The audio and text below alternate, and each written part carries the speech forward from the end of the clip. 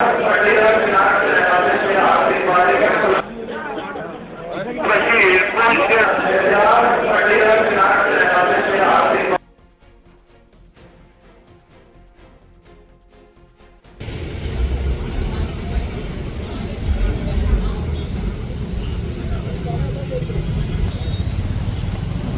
में जाओ। हाँ ठीक।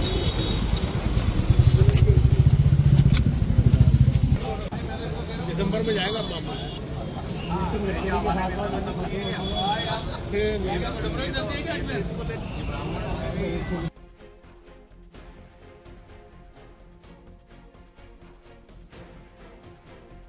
हम भारत का पूरे विश्व में एक मजाक बनाकर रख दिया। देश के अंदर हो क्या रहा है, एक पूरी कम्युनिटी को आप कहाँ ले लगाना चाहते हो, किस साइड लाइन में लगाना चाहते हो?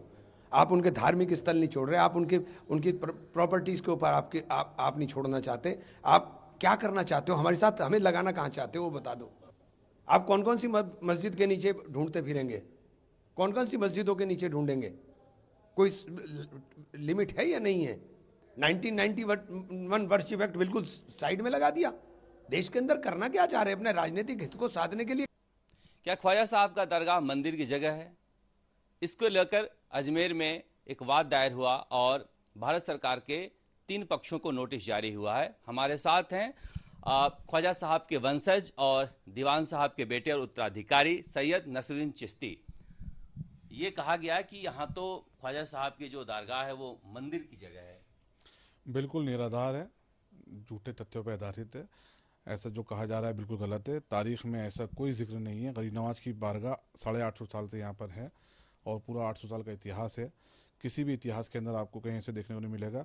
अभी जिन्होंने महाशय ने ये दावा किया है, देखिए दावा करने की प्रक्रिया होती है, सीपीसी का प्रावधान है, न्यायालय में कोई भी जा सकता है और दावे पेश किए जाते। करा इन्होंने दावा पेश। इसमें फिलहाल हमें पार्टी नहीं बनाया गया, वंशजों को ना यहाँ के आध्यात्मिक प्रमुख को। तीनों जो बॉडी हैं वो कहीं ना कहीं सरकार से के विंग हैं, उनको पार्टी बनाया गया है।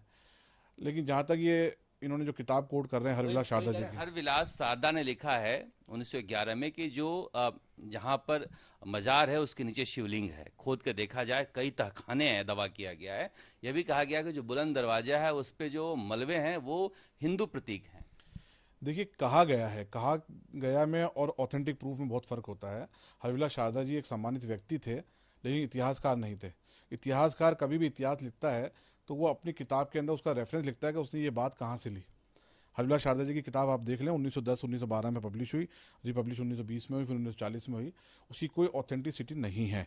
उसके जवाब में मैं ये कहना चाहूँगा कि 1716 के ना एनसाइक्लोपीडिया ऑफ ब्रिटानिका है जो ब्रिटिश से जारी हुई। उस किताब में बहुत स्पष्ट तौर पर दरगाह की हिस्ट्री लिखी, कहीं मंदिर मस्जिद का जिक्र नहीं है। और उसके बाद 1829 के अंदर जो कर्नल जेम्स टॉट थे, जो अजमेर मेरवाड़ा के चीफ कमिश्नर अपॉइंट हुए थे, उन्होंने टॉट ऑफ राइसन लिखी, उसमें दरगाह का जिक्र है, कहीं मंदिर मस्जिद का जिक्र नहीं है। 1829 में एक और थे कविंडस, जो चीफ कमिश्नर थे, उस कविंडस रिपोर्ट मौजूद है, उसमें तो बहुत ब्रीफली उन्होंने अजमेर दरगाह की हिस्ट्री लिखी, कहीं मंदिर होने का जिक्र नहीं लिखा है।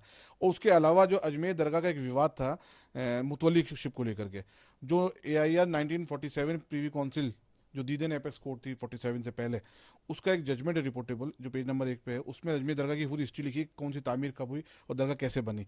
इसके अलावा AIR 1961 पेज नंबर 1400 जो सुप्रीम कोर्ट का फुल बेंच का जजमेंट है, जो अजमेर दरगाह का विवाद था, दरगाह कमेटी वर्सेस सैयद हुसैन अली, उसमें पूरा इतिहास लिखा दरगाह के, दरगाह कैसे अस्तित्व में आई, कैसे बनी, कैसे तामीर हुई।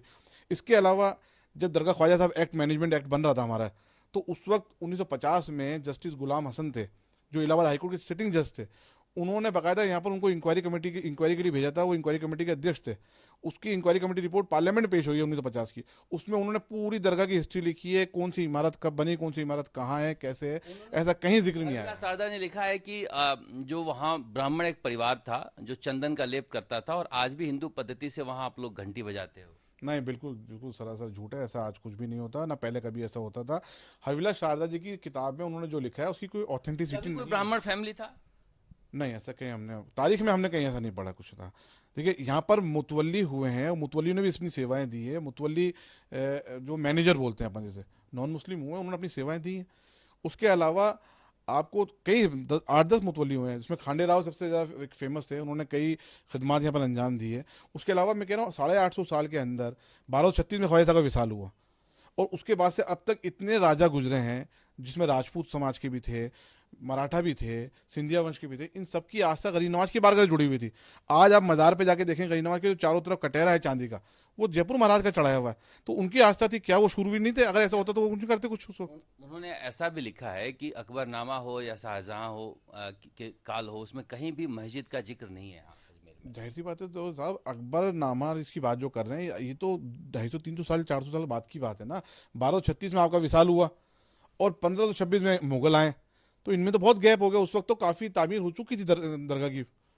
दरगाह शरीफ कैसे अस्तित्व में आया, उसकी कह रहे हैं कि जिक्र कहीं नहीं मिलता। नहीं, बिल्कुल मिलता है। देखिए, पहला गरीब नवाज का जो विशाल हुआ, उसके बाद में आपका मज़ार कच्चा था, और आपके मज़ार की जो पहली तामीर हुई अब गुम्बद शरीफ की आपके, वो खिलजी वंश के दौर में हुई। खिलजी वंश ने खुद ने नहीं कराई, महमूद खिलजी थे वो, उनके यहाँ पर मखदूम हुसैन नागौरी, जो ख्वाजा साहब के दूसरे खलीफा जिनका नागौर में मज़ार है, उनके दूसरी पीढ़ी में या तीसरी पीढ़ी में पोते थे, वो उनके वहाँ गए थे उनकी दावत पे। तो उनको जो इनाम इकराम उन्होंने दिया था नज़र, उस नज़र से उन्होंने तामीर कराई थी।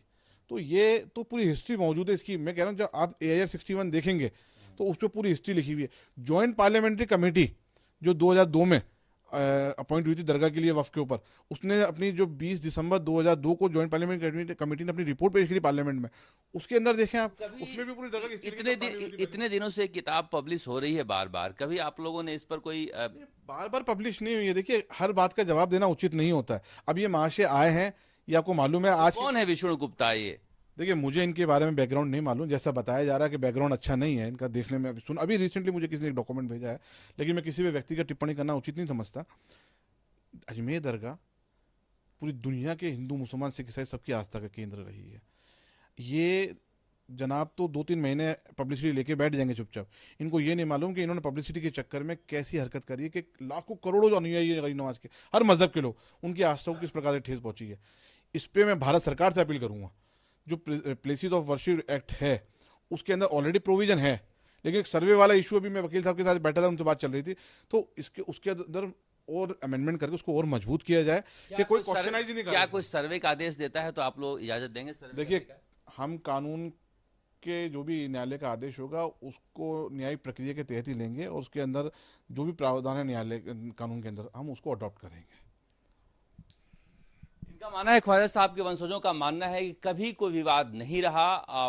किताब लिखने की छूट हर किसी की होती है, और हरविलास सारदा ने एक किताब लिख दी, और उस किताब के आधार पर इतने सालों बाद इस तरह से अजमेर में कोई बाहरी व्यक्ति आकर यहाँ के अमन चैन को बिगाड़ने की कोशिश कर रहा है। कोर्ट में इसका जवाब भारत सरकार को देना है, लेकिन जरूरत पड़ेगी अगर तो ख्वाजा साहब के वंशज भी जवाब कोर्ट में देंगे। क्या कभी ख्वाजा साहब के दरगाह के पहले मंदिर था? इसका विवाद हरविलास सारदा ने शुरू किया था 1911 में, और अब जाकर कोर्ट में वाद दायर हुआ है। और विवाद की असली वजह जो बताई जा रही है, ये बुलंद दरवाज़ा है। ये ख्वाजा साहब के मज़ार के ठीक बाहर है बुलंद दरवाज़ा, जिसे महमूद खिलजी ने बनाया था। हरविलास सारदा ने अपनी किताब में लिखा है कि ये मंदिर के अवशेष पर बना हुआ है, जैन टेम्पल और हिंदू टेम्पल के अवशेष पर बना हुआ है। ये जो बैठक देख रहे हैं, जिसे सुरक्षा के लिहाज से पहले तैयार किया जाता था, वो बैठक उन्होंने लिखा है कि हिंदू शैली की और जैन शैली के मंदिरों में दिखाई देता है, जिसे तोड़कर महमूद खिलजी ने बनाया है। हालांकि उन्होंने इसके लिए इतिहास में कोई साक्ष्य नहीं दिए हैं, मगर उन्होंने कहा है। उसके बाद अगर आप आएँ तो ये आगे निज़ाम गेट है। निज़ाम गेट इसको चार मीनार की तरह बनाना चाह रहे थे हैदराबाद के निज़ाम, और इसमें अगर देखेंगे सुरक्षा के लिए जो बैठक बनाई गई है वो मुस्लिम शैली से बनाई गई है।